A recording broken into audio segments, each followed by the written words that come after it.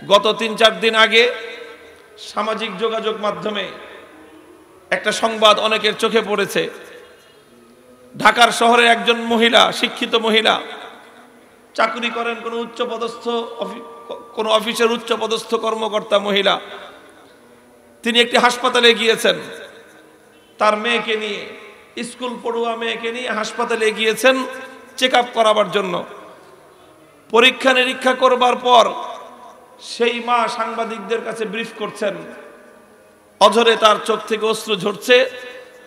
আর তিনি বলছেন তার সন্তানের উপর দিয়ে, তার মেয়ে সন্তান কন্যার উপর দিয়ে কি ভয়াবহ সুনামি, কি ভয়াবহ তুফান বয়ে গিয়েছে। অভিযোগ হলো ওই মেয়ের বাবার বিরুদ্ধে,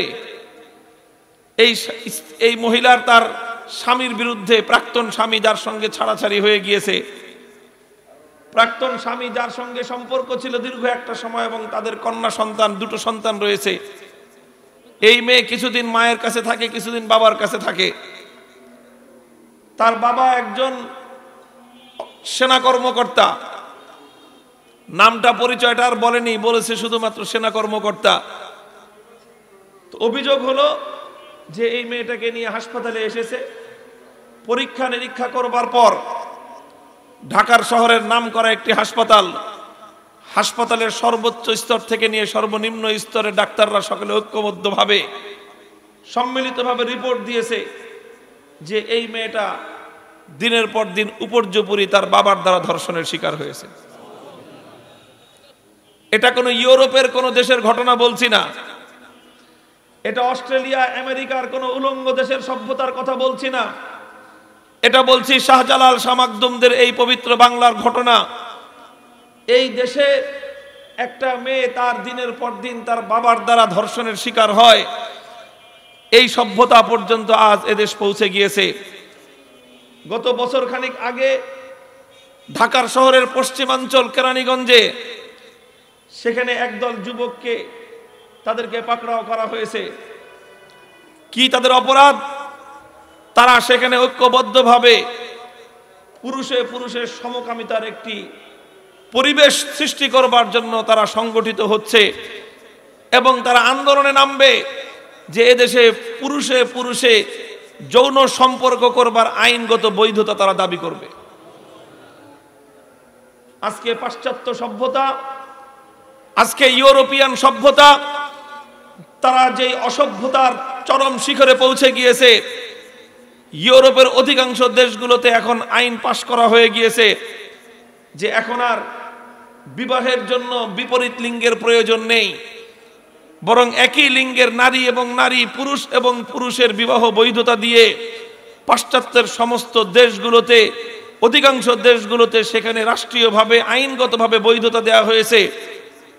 এরপর আমাদের এই প্রাচ্য সভ্যতা যেটা আজকের বর্তমান আধুনিকতার দৃষ্টিতে একটু পশ্চাৎপর পৃথিবীর সেই দেশ, এখন পশ্চিমারা সেই সভ্যতা আমাদের এই দেশগুলোতে আমদানি করবার, এই দেশগুলোতে রপ্তানি করবার তারা পায়তারা করছে। সর্বশেষ গত কিছুদিন আগে আমাদের পার্শ্ববর্তী বিশাল শক্তিশালী সাম্রাজ্যবাদী ভারতের সুপ্রিম কোর্ট থেকে, হাইকোর্ট থেকে এখানে রায় দেওয়া হয়েছে। সেই হাইকোর্টের মাধ্যমে আইন জারি করা হয়েছে, সেখানেও সমকামী বিয়ের বৈধতা প্রদান করা হয়েছে।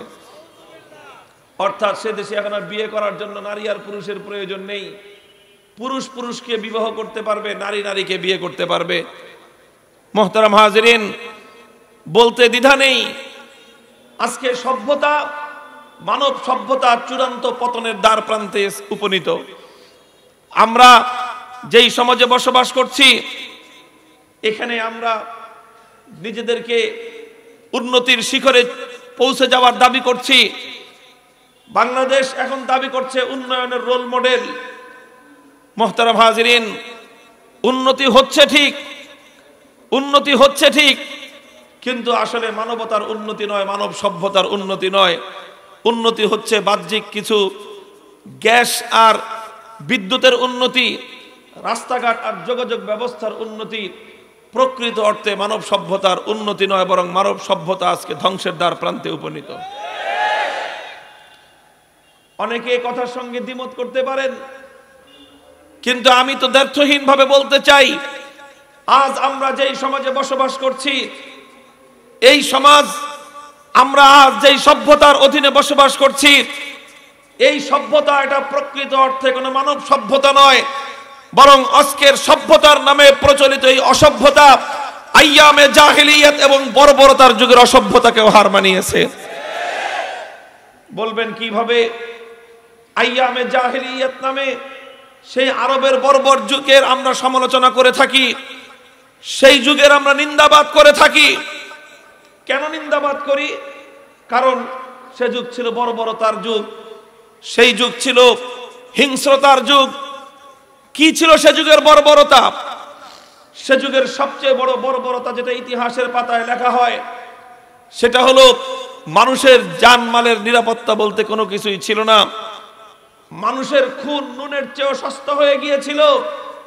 নিরপরাধ মানুষ হত্যা হতো, নির্বিচারে মানুষকে হত্যা করা হতো। নিহত ব্যক্তি জানতো না কেন তাকে হত্যা করা হলো, হত্যাকারীও সুনির্দিষ্টভাবে বলতে পারতো না আমি কেন ব্যক্তিটাকে হত্যা করলাম। জাহিলিয়াতের যুগের বড় অসভ্যতা, বড় বর্বরতা এটাই ছিল। গোত্রে গোত্রে সংঘাত এবং হানাহানি চলতো বছরের পর বছর, যুগের পর যুগ, এমনকি শতাব্দী পার হয়ে যেত। তাদের সেই হিংস্রতা, তাদের সেই হানাহানি, দুই গোত্রের মধ্যে সংঘাত, এক গোত্রের কেউ অপর গোত্রের কাউকে আঘাত করেছে, আক্রমণ করেছে, হত্যা করেছে। এখন সেই নিহত ব্যক্তির গোত্র এবং তার সম্প্রদায় তারা অপেক্ষার প্রহর গুনতে থাকতো যে এইটার প্রতিশোধ গ্রহণ করতে হবে। আর প্রতিশোধ গ্রহণ করত কিভাবে?